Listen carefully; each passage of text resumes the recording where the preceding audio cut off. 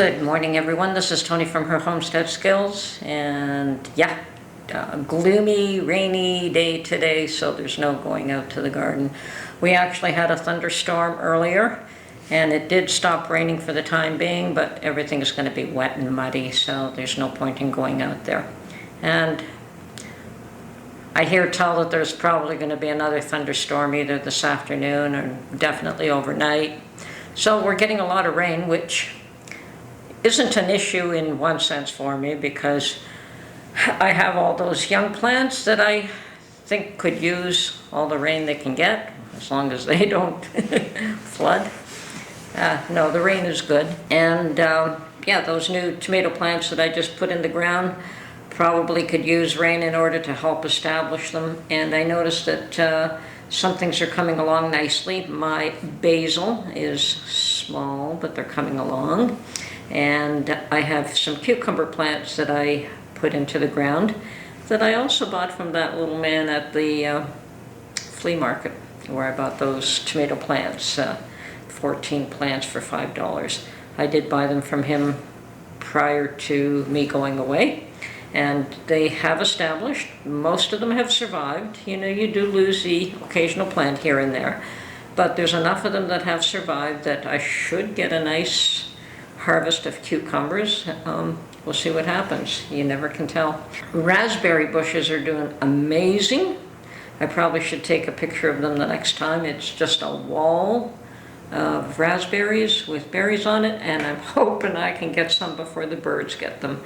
We do have a mess of birds that frequent that place that can decimate a garden and have done so at times. I don't plant corn there anymore because as soon as they are almost ripe to eat, the birds get them. So I have seen individuals who would cut the end off a water bottle and place the whole thing on the ear of corn.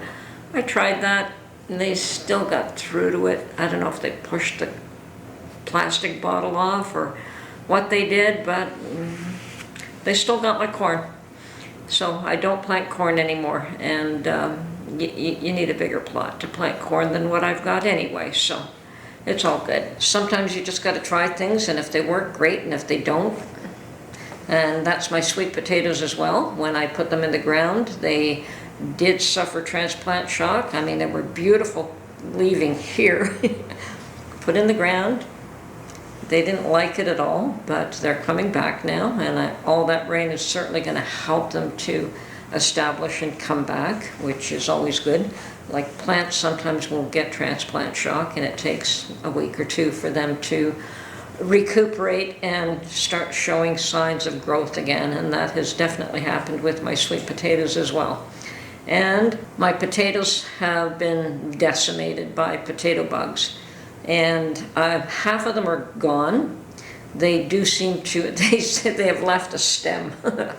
So they do seem to be trying to come back from the bottom, so I'm at odds of whether to dig them out and throw them away or just give them a chance to come back on their own. So I'll have to think about that one and see how it goes for the next week or two. And if I dig them out and throw them away and replant, I still have to find seed potatoes. So I do have to go out and research if there's any seed potatoes left to be had. There usually is, you know. Sometimes you'll find the end of packages that people haven't bought and their prices slashed in half or even greater just to get rid of them. And they're old and wrinkly, but they still plant up great. So we'll see if there are any sweet potatoes left before I just determine whether or not to pull those ones out of the ground. Okay, other than that, plants seem to be doing well. Peppers coming along slowly. They like the heat, and we're just coming into the heat. So we'll see what happens with my peppers. Cucumbers are good. Basil is good. Tomatoes seem to be coming along. Only one plant was affected with the potato bugs.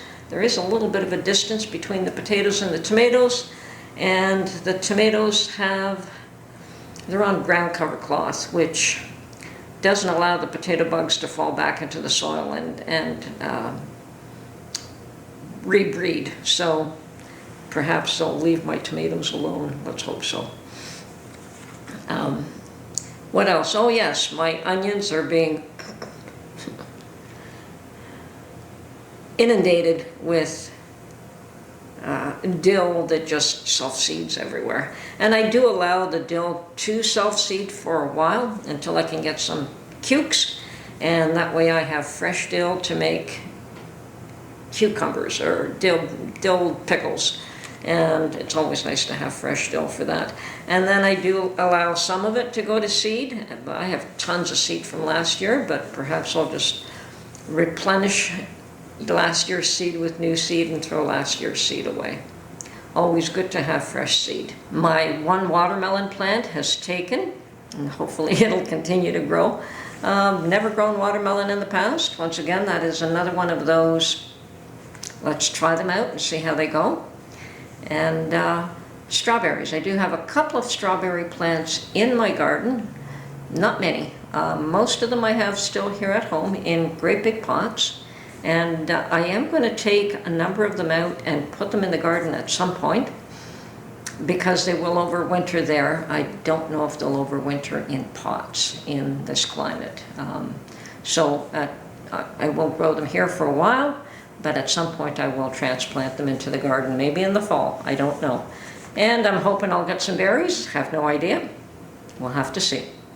Okay, that's the update on my garden. I will try and get some pictures the next time.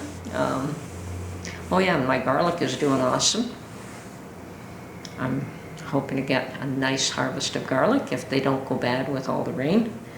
We'll see what happens there. I mean, they're beautiful so far, but cross our fingers that they continue to do well. So the next thing on the agenda for me is to start thinking about what I plan to can this fall. And I do still have a lot of stock in my pantry, and I do have items in about 1, 2, 3, 4, 5 different places, so it's going to be a little bit difficult for me to ascertain what I need and what I don't need. But that is step number 1. I will always do some tomatoes, even if I only do a bushel, and I suspect that I'm going to make a ton of salsa this year. I have had 2 jars of salsa in the cupboard that have been there forever and never used, and now they're mostly gone. So I'd like to make my own salsa and see if I like it. And if I do, I will be making a lot of it this fall. So that's something else to do with tomatoes. And I expect that I will be canning up corn and peas. And what else? Oh yeah, my peas didn't do well in the garden, so it looks like I'll be buying frozen peas and either keep them in the freezer or can them. I haven't made up my mind. Probably would depend on how much room I have in the freezer, what I do with them. So I may just put them in the freezer temporarily. So it's a matter at this point of saying, what do I need? What do I want to do? Oh yes, I want to can up some rhubarb, most definitely. But my rhubarb didn't look all that great. Thin stems, and they look like they're not doing well. But I did have a neighbor gardener who offered me rhubarb last year, and I'll have to see if he's willing to give me a bunch this year as well. If he does, I'll be canning some up. I will not be buying it. I'll wait till next year if I can't get any from him. I will be going to the farm to get fresh strawberries. I'm sure that my strawberries will not produce this early, and farm fresh strawberries are usually one of the first things that are ready in Ontario in the spring and summer, early summer. So I'm sure we'll be seeing pick your own strawberries available very, very, very soon. So I have to do strawberry jam. So it'll be jams, vegetables, and then I have to reevaluate what I have in dry goods as well.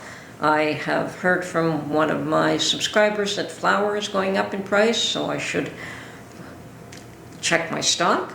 I have bought a ton of flour in the past and I haven't checked it, but I do make pasta and I do make bread all the time. I no longer buy any bread. I'll admit that I bought bagels this week for Mark because I've never made bagels in the past, but I may start to make some of those as well. I don't see how they can be any harder than making bread. And it's one of those things that practice makes perfect. If you don't get it the first time, you keep trying. I have finally found a recipe for bread that he likes, and that I enjoy as well, and that's a soft loaf. Now, I also did replenish my nuts and berries, the dried ones. Pecans, almonds, and chocolate chips. I did amazing 3 bags of, and it was $47. Mind you, they were the large bags, and I bought them from Costco, and they'll last me for a while. My son-in-law really enjoyed those biscottis that I made, so I'm going to have to make another batch. And apparently not just him, but his friends and my daughter as well. Okay, so reevaluating what I need in my pantry is very important before I start. But I know there are certain things I absolutely need. Corn and mushrooms are 2 for sure. Tomatoes and salsa for sure. Jams for sure.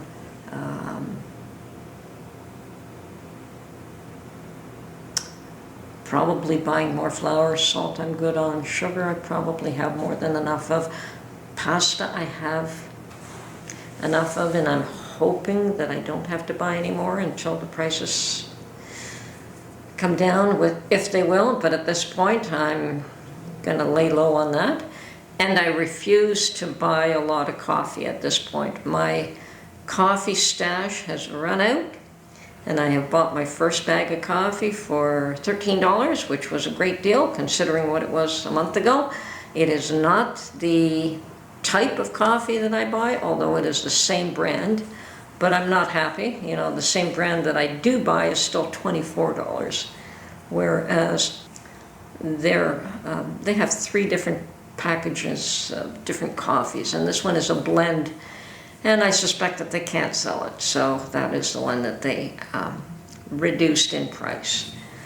However, I will buy the reduced price one before I pay $24 for a bag of coffee. And I will buy them one at a time, just before, as I need them. And hopefully that will stabilize at some point, and if it doesn't, then I'm stuck. I'll have to come up with another solution to that. More chamomile tea. We'll see. Yeah, so it's spring cleaning time of the pantries and reevaluating what I need, reevaluating how many jars I have, and I certainly don't need jars. I know I have more than enough jars. I canned up so much last year, and I still had empty jars, no matter how often I tried to fill them. Potatoes as well. I may have to can up some French fries. Anyway, that is my job for the next little while, is to reevaluate what I do need, and then start thinking about canning them. Oh, and of course, the biggie, can't forget. I have to can up at least 100 pint jars of chicken stock. And I want to get ahead of Mark's use of them. He basically drinks a jar of chicken stock every day from January to March, and he believes that helps to alleviate getting colds and getting sick.